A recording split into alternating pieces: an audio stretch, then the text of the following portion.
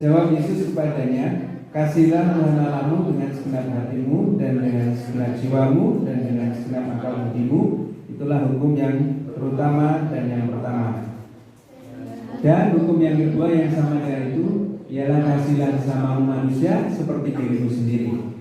Yang kita bisa belajar juga dari Adoniram Judson dari ayat ini, hanya orang yang mengasihi Tuhan, hanya orang yang sungguh-sungguh dengan Tuhan yang bisa berbuat, yang bisa konsisten, yang bisa menghasilkan sebuah pencapaian. Tuhan ingin tidak kita menghasilkan sesuatu? Ingin tidak?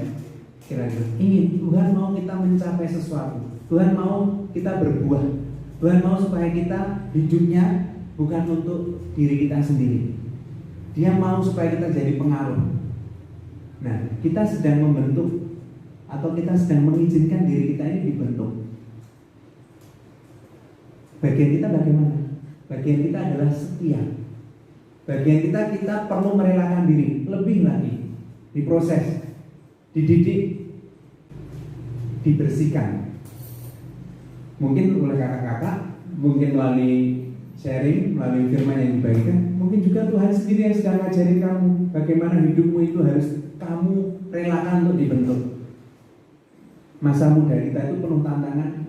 Oh, Mantri yakin.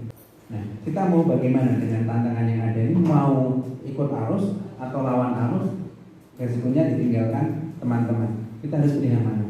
Pilihlah sesuatu yang mendatangkan kekekalan, sesuatu yang akan membuat kita itu bukan hanya hidup di sini, karena ada kehidupan lain yang sedang kita persiapkan. Adoniram Judson mengerahkan semua yang dia miliki, hati pikirannya dicurahkan untuk itu semua. Dan akhirnya buahnya bisa kita lihat sampai hari ini. Yang terakhir adalah ketika dia menyerahkan hidupnya, dia mengerjakan secara konsisten. Mengerjakan secara konsisten misi ataupun beban yang tanggung jawab yang Tuhan taruh dalam hidupnya. Ada misi dalam hidup kita. Amanda tadi membuka dengan itu. Tanggung jawab yang Tuhan taruh dalam hidup kita, di kampusmu, di pekerjaanmu kalau kamu sudah mulai bekerja, di keluargamu, dalam hidupmu secara pribadi, itu Tuhan sedang membuat kamu dalam sebuah misi yang harus kamu kerjakan. Untuk dirimu sendiri, membentuk hidupmu layak berkenan buat Tuhan. Untuk keluargamu, menjadi berkat bagi orang tuamu. Untuk dirimu secara profesi, atau nanti untuk masa depan kamu mempersiapkan diri untuk kamu bisa bekerja dengan baik, melengkapi dengan skill.